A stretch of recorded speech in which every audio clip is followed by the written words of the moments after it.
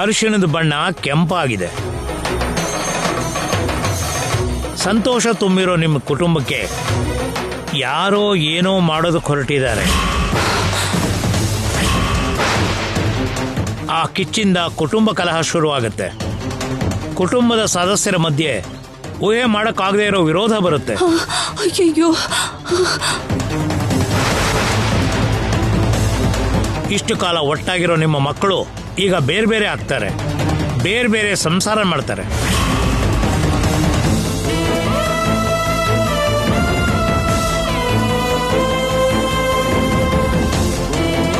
ಕೂಡು ಕುಟುಂಬ ಆಗಿರೋ ನಿಮ್ಮ ಕುಟುಂಬ ಬೇರೆ ಬೇರೆ ಕುಟುಂಬ ಆಗಿ ಮಾರ್ಪಾಡಾಗತ್ತೆ.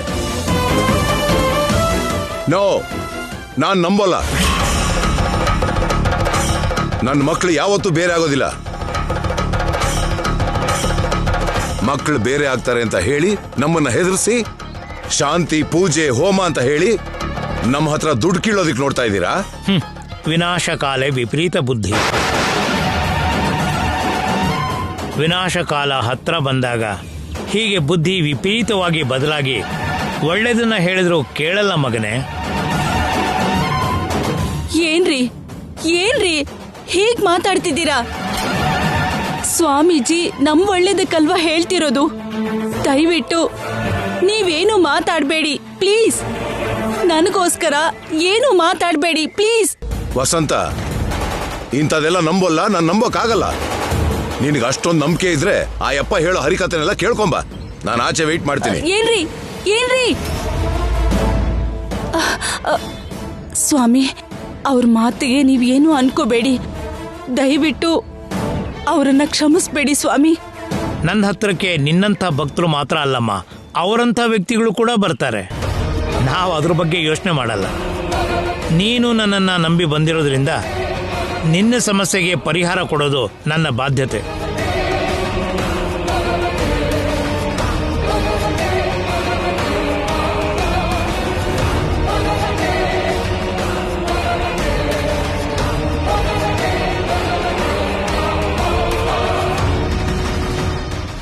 ಹರ ನಮಃ ಪಾರ್ವತಿ ಪತೆಯೇ ಹರ ಹರ ಮಹಾದೇವ.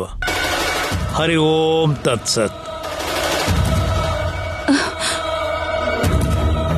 ನಿನಗೆ ಯಾವ ಸಮಸ್ಯೆನೇ ಬಂದ್ರೂ ಈ 3 ಕವಡೆನ ಹಿಡ್ಕೊಂಡು ನಿನ್ನ ಇಷ್ಟ ದೇವರನ್ನ ನೆನೆಸ್ಕೋ. ಆ ಸಮಸ್ಯೆ ಚಿಟಿಕೆ ಹೊಡೆಯೋದ್ರಲ್ಲಿ ಪರಿಹಾರ ಆಗುತ್ತಮ್ಮ. ಸ್ವಾಮಿ, ಮತ್ತೆ ನಿಮ್ ದಕ್ಷಿಣೆ? ನಿನ್ನ ಸಮಸ್ಯೆ ಪರಿಹಾರ ಆದ್ಮೇಲೆ ನಿನ್ನ ಮನಸ್ಸಿಗೆ ಬಂದಷ್ಟು ಕೊಡು ತಾಯಿ.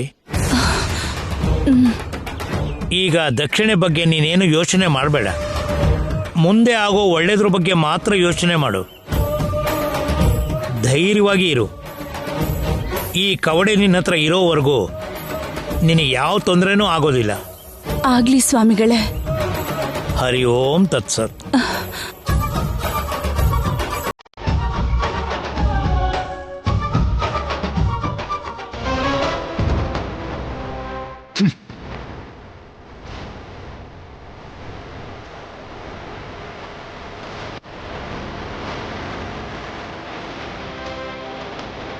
ಏನ್ರಿ ನೀವು ಸ್ವಾಮಿಗಳ ಹತ್ರ ಹಾಗೇನ ಮಾತಾಡೋದು? ಸ್ವಾಮೀಜಿಗಳ ಹತ್ರ ಹಾಗೆ ಮಾತಾಡಬಾರ್ದು, ಆದ್ರೆ ಈ ತರ ಕಳ್ಳ ಸ್ವಾಮೀಜಿಗಳ ಹತ್ರ ಹಾಗೆ ಮಾತಾಡ್ಬೇಕು.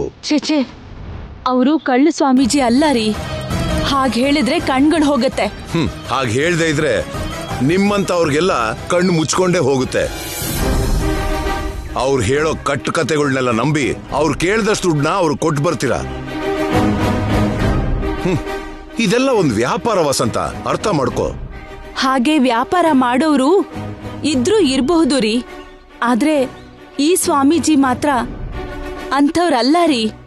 ನಂಬಹುದು. ನೋಡು, ನಾನ್ ನಂಬಲ್ಲ. ಆದ್ರೆ ನಾನ್ ನಂಬ್ತೀನಿ.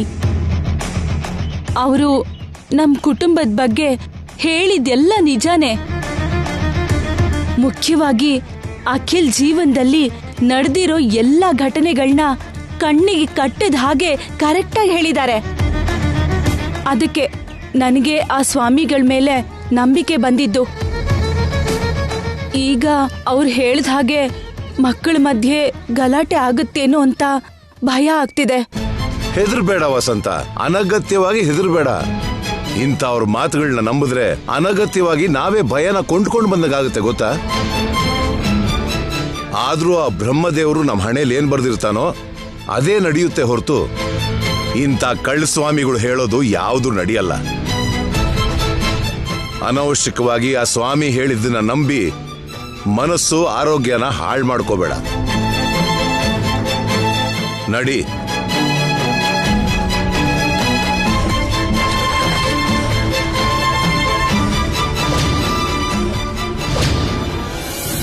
ಹೌದಾ? ಆ ವರ್ಮ ನಿಮ್ ಮಾತನ್ನ ನಂಬ್ಲಿಲ್ವಾ? ಹೌದು, ನಂಬಲಿಲ್ಲ. ಆದರೆ ಅವನ ಹೆಂಡತಿ ವಸಂತ ಮಾತ್ರ ಪೂರ್ತಿಯಾಗಿ ನಂಬಿದಾಳೆ. ಮಕ್ಕಳು ಎಲ್ಲಿ ದೂರ ಆಗ್ತಾರೋ ಅಂತ ತುಂಬಾನೇ ಗಾಬರಿ ಆಗಿದ್ದಾಳೆ ವಸಂತ. ನಾನು ಕವಡೆ ಮಂತ್ರಿಸಿ ಕೊಡ್ತಿದ್ದ ಹಾಗೇನೆ ಅದನ್ನು ತಗೊಂಡು ಬಿಕ್ಕಿ ಬಿಕ್ಕಿ ಅಳ್ತಾನೇ ಹೋಗ್ತಾ ಇದ್ಲು. ನಾನೇನು ಮಾಡಬೇಕು ಅದನ್ನು ಮಾಡಿದ್ದೀನಿ, ಇನ್ನು ನೀನೇನು ಮಾಡಬೇಕು ಅದನ್ನು ನೋಡ್ಕೊ. ಸರಿ ಸ್ವಾಮಿ, ವಸಂತನ್ ವಿಷಯನ ನಾನ್ ನೋಡ್ಕೋತೀನಿ. ಹಾಗೆ ನನ್ನ ವಿಷಯನ ನೋಡ್ಕೊಮ್ಮ. ನಿಮ್ ವಿಷಯ ಏನು ಸ್ವಾಮಿ? ಈಗ ನಿನಗೆ ಫೋನ್ ಮಾಡೋದಕ್ಕೆ ಮುಂಚೆ ನಿನ್ನ ಹೆಸರು ಹೇಳಿ 3 ಕವಡೆ ಹಾಕಿದ್ದೀನಿ. 3 ಸರ್ತಿನೂ ಒಂದೊಂದೇ ಬಿದ್ದಿದೆ. ಅಂದರೆ 1,11,000. ಬೇಗನೆ ಕಳಿಸ್ಕೊಡು. ಏನ್ ಸ್ವಾಮಿ, ಇತ್ತೀಚೆಗೆ ನಿಮ್ ಕೌಡೆ ತುಂಬಾ ಕಾಸ್ಟ್ಲಿ ಆಗ್ತಿದೆ. ಹೇಳೋ ಸುಳ್ಳಿನ ಮೇಲೆ ಕವಡೆ ಕಾಸು ಏರ್ತಾನೇ ಇರುತ್ತೆ. ಬೇಗ ಅಮೌಂಟ್ನ ಟ್ರಾನ್ಸ್ಫರ್ ಮಾಡು. ಸರಿ ಸ್ವಾಮಿ.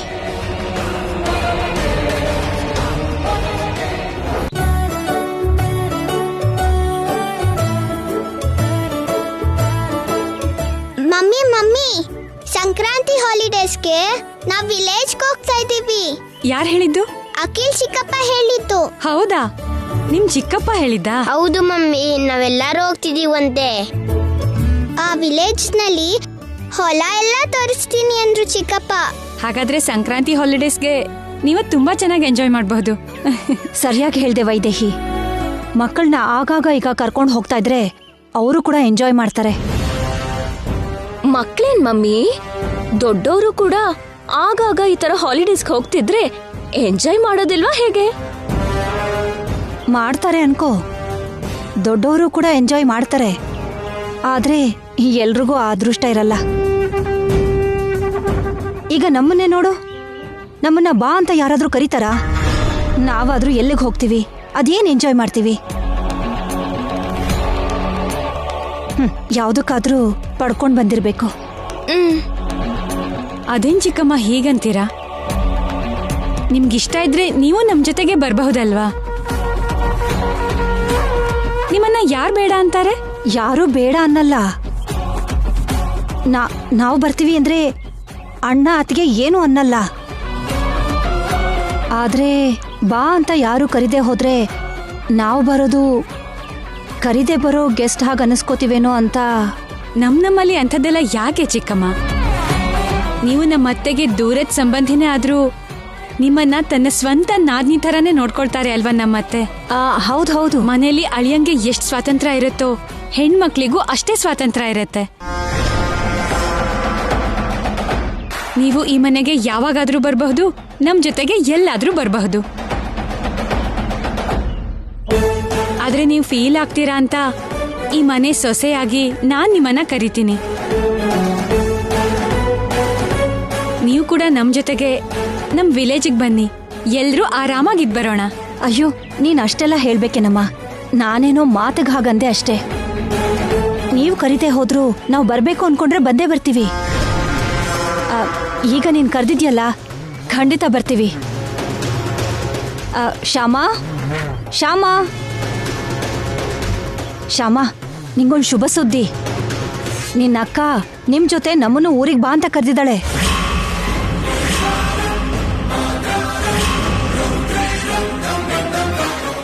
ನಾವು ಕೂಡ ನಿಮ್ ಜೊತೆ ಬರ್ತೀವಿ. ಹಾಗ ಒಳ್ಳೇದು. ಇವರೆಲ್ಲಿಗೆ ಯಾಕೆ ಬರ್ತಿದ್ದಾರೆ? ನಾವಲ್ಲಿಗೆ ಯಾಕೆ ಬರ್ತಿದೀವಿ ಅಂತ ನಿನಗೀಗ ಅರ್ಥ ಆಗಲ್ವೇ? ಅಲ್ಲಿಗೆ ಹೋದ್ಮೇಲೆ ಅರ್ಥ ಆಗತ್ತೆ. ಹನಿ, ನಾವು ಊರಿಗೆ ಹೋಗೋ ವಿಷಯನ ಮನೇಲಿ ಎಲ್ರಿಗೂ ಹೇಳಿದ್ರಾ? ಎಲ್ರಿಗೂ ಹೇಳಿದ್ವಿ ಚಿಕ್ಕಮ್ಮ. ಐಶ್ವರ್ಯ ಚಿಕ್ಕಮ್ಮಂಗ್ ಮಾತ್ರ ನಾವ್ ಹೇಳಲ್ಲ. ನೀನೇ ಹೇಳು. ಯಾಕೆ? ಚಿಕ್ಕಮ್ಮ ಏನಾದ್ರೂ ಬೈತಾರೆ ಅಂತ ಭಯ. ಛೇ ಹಾಗೆ ಚಿಕ್ಕಮ್ಮನ್ ನೋಡಿ ಹೆದರ್ಬಾರ್ದು.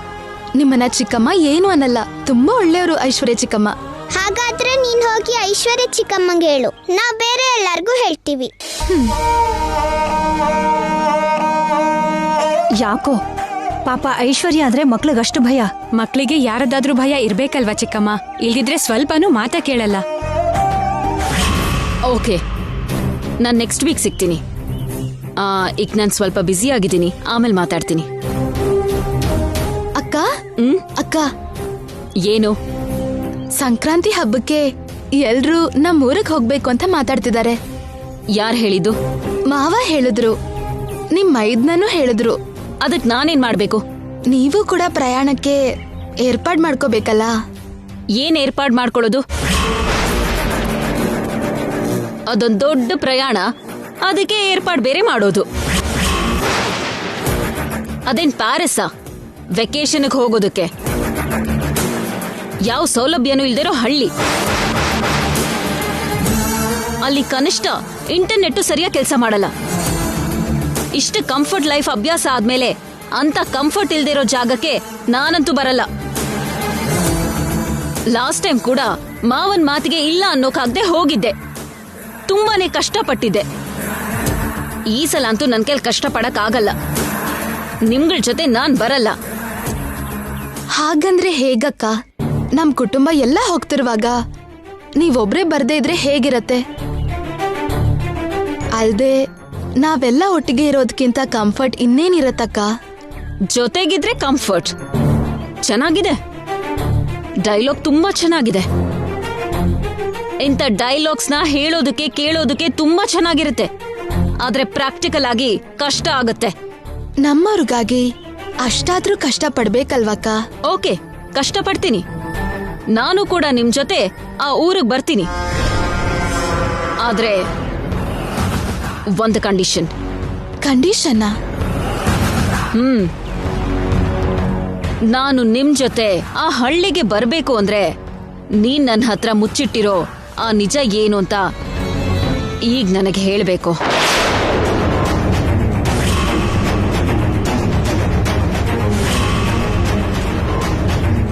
ಗೌರಮ್ಮಂಗೂ ನಿನಗೂ ಮಾವಂಗೂ ಮಧ್ಯ ಇರೋ ಆ ರಹಸ್ಯ ನನಗ್ ಗೊತ್ತಾಗ್ಬೇಕು.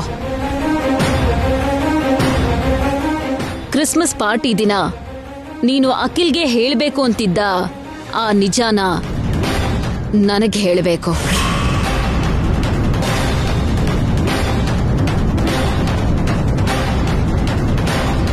ಹೇಳಲ್ಲ.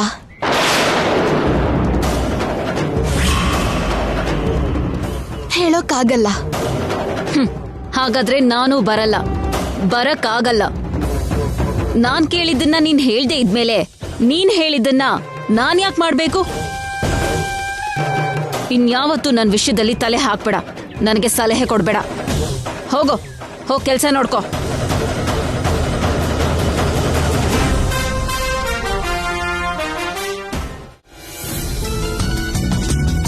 ಹೌದು, ಸಂಕ್ರಾಂತಿ ಹಬ್ಬಕ್ಕೆ ನಮ್ ಫ್ಯಾಮಿಲಿ ಪೂರ್ತಿ ನಮ್ಮೂರಿಗೆ ಬರ್ತಾ ಇದೀವಿ. ಆವತ್ತು ಅಲ್ಲೇ ಎಲ್ರೂ ಸಿಗೋಣ. ಓಕೆ, ಬಾಯ್.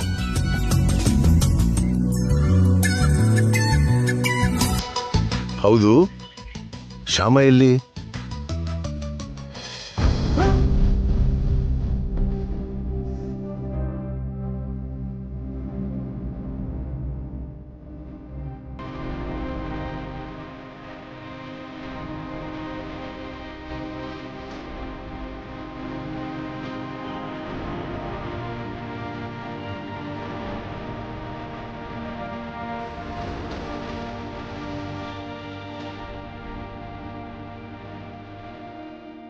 ಅಮ್ಮ ಶ್ಯಾಮ, ಯಾಕಮ್ಮ, ಯಾಕಿಷ್ಟೊಂದು ಡಲ್ ಆಗಿದ್ಯಾ? ನಾವು ಸಂಕ್ರಾಂತಿ ಹಬ್ಬಕ್ಕೆ ಊರಿಗೆ ಹೋಗ್ತಿದೀವಿ ಅಂದಾಗ ತುಂಬಾ ಸಂತೋಷವಾಗಿದ್ದಲ್ಲ. ಸಡನ್ ಆಗಿ ಡಲ್ ಆಗ್ಬಿಟ್ಟಿದ್ಯಲ್ಲ, ಯಾಕೆ? ಏನಾಯ್ತಮ್ಮ? ನಿನ್ನ ಯಾರಾದ್ರೂ ಏನಾದ್ರೂ ಅಂದ್ರ? ಹಾಗೇನಿಲ್ಲ ಮಾವ. ಮತ್ ಯಾಕೆ ಹೀಗಿದ್ಯಾ? ಅಂದ್ರೆ ಇನ್ನೂ ನಮ್ಮ ಯಜಮಾನ್ರಿಗೆ ನಾವ್ ನಿಜ ಹೇಳಿಲ್ವಲ್ಲ ಮಾವ.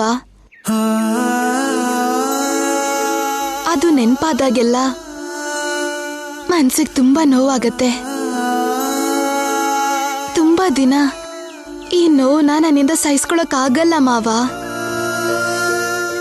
ಆದಷ್ಟು ಬೇಗ ಅವ್ರಿಗೆ ನಿಜ ಹೇಳ್ಬೇಕು. ಇಲ್ದೇ ಇದ್ರೆ ನನ್ಗೆ ಮನಃಶಾಂತಿ ಇರಲ್ಲ ಅನ್ಸುತ್ತೆ. ಆ ಕೃಷ್ಣ ಯಾವಾಗ ಕಣ್ಬಿಡ್ತಾನೋ, ನಾನ್ ಯಾವಾಗ ಅಖಿಲ್ ಅವ್ರಿಗೆ ನಿಜ ಹೇಳ್ತೀನೋ, ನನಗೊಂದು ಅರ್ಥ ಆಗ್ತಿಲ್ಲ. ಬರುತ್ತಮ್ಮ, ಆ ದಿನ ಆದಷ್ಟು ಬೇಗ ಬರುತ್ತೆ. ಸಂಕ್ರಾಂತಿ ಹಬ್ಬಕ್ಕೆ ಊರ್ಗ್ ಹೋಗ್ತಿದೀವಲ್ಲ, ಅಲ್ಲಿ ಹಬ್ಬದ ಪೂಜೆ ಪುನಸ್ಕಾರ ಎಲ್ಲ ಮುಗಿದ ಮೇಲೆ ನಾವು ಹಿಂತಿರುಗಿ ಬರೋಷ್ಟ್ರಲ್ಲಿ ಟೈಮ್ ನೋಡ್ಕೊಂಡು ಅಖಿಲ್ ಹತ್ರ ನಿಜ ಹೇಳ್ಬಿಡೋಣ. ಇನ್ನು ನೀನ್ ಈ ವಿಷಯದ ಬಗ್ಗೆ ಟೆನ್ಷನ್ ಮಾಡ್ಕೋಬೇಡ. ಹಬ್ಬದ ಏರ್ಪಾಟುಗಳನ್ನು ಮಾಡು. ಸರಿ ಮಾವ. ಹಾ, ನೀನ್ ಊರ್ಗ್ ಹೋಗೋದಿಕ್ಕೆ ಲಗೇಜ್ ಎಲ್ಲ ಪ್ಯಾಕ್ ಮಾಡ್ಕೊಂಡಿದ್ಯಾ ಇಲ್ವಾ? ಇಲ್ಲ ಮಾವ. ಇನ್ನೂ ಪ್ಯಾಕ್ ಮಾಡ್ಕೊಂಡಿಲ್ವಾ? ಹೋಗಮ್ಮ, ಹೋಗ್ ಬೇಗ ಪ್ಯಾಕ್ ಮಾಡ್ಕೋ. ಸರಿ ಮಾವ. ನಿಮ್ಮ ಅತ್ತೆಗೂ ಲಗೇಜ್ ಪ್ಯಾಕ್ ಮಾಡ್ಕೊಳ್ಳೋದಿಕ್ ಹೇಳು. ಹೇಳ್ತೀನಿ ಮಾವ.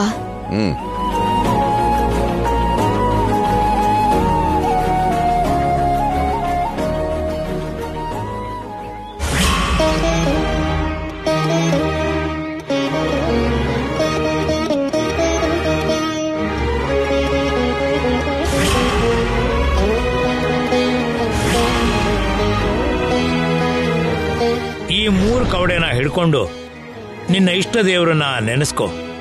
ಆ ಸಮಸ್ಯೆ ಚಿಟ್ಕೆ ಹೊಡೆಯೋದ್ರೆ ಪರಿಹಾರ ಆಗುತ್ತಮ್ಮ.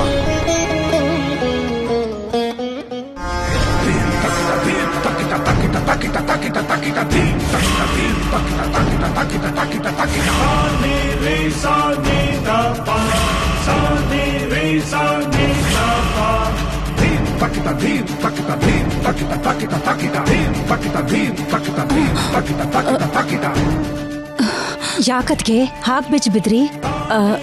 ಏನಿಲ್ಲ ಅತ್ಗೆ. ಆ ಕೌಡೆ ಸ್ವಾಮೀಜಿ ಹತ್ರ ಹೋಗ್ ಬಂದ್ರಲ್ಲ ಅತ್ಗೆ, ಏನ್ ಹೇಳಿದ್ರು ಅವರು? ಆ ರಕ್ಷೆ ಕಾಮಧೇನು ಫೋಟೋ ಜಾರ್ ಬಿದ್ದಿದ್ದಕ್ಕೆ ಭಯ ಪಡೋ ಅಗತ್ಯ ಇಲ್ಲ ಅಂತ ಹೇಳಿದ್ರು ಅಲ್ವಾ?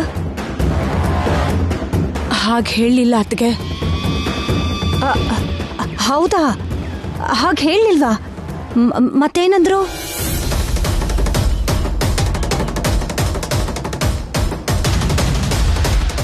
ಸಂತೋಷ ತುಂಬಿರೋ ನಿಮ್ಮ ಕುಟುಂಬಕ್ಕೆ ಯಾರೋ ಏನೋ ಮಾಡೋದಕ್ಕೆ ಹೊರಟಿದ್ದಾರೆ. ಆ ಕಿಚ್ಚಿಂದ ಕುಟುಂಬ ಕಲಹ ಶುರುವಾಗುತ್ತೆ. ಕುಟುಂಬದ ಸದಸ್ಯರ ಮಧ್ಯೆ ಊಹೆ ಮಾಡೋಕ್ಕಾಗದೇ ಇರೋ ವಿರೋಧ ಬರುತ್ತೆ. ಹೌದಾ?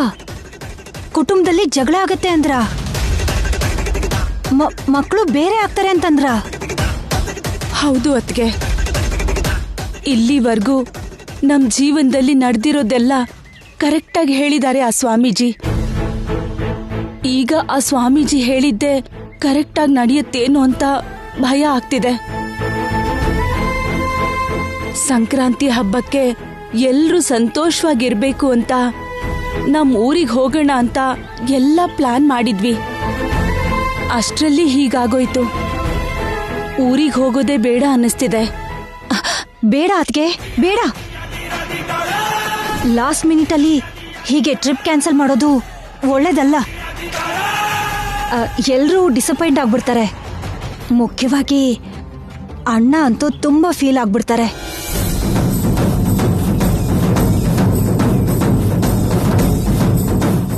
ಅದು ಅಲ್ಲದೆ ನಮಗ್ ಕೆಡಕ್ ಆಗ್ಬೇಕು ಅಂತಿದ್ರೆ ನಾವು ಈ ಊರಲ್ಲಿದ್ರೂ ಆಗತ್ತೆ, ಆ ಊರಲ್ಲಿದ್ರೂ ಆಗತ್ತೆ.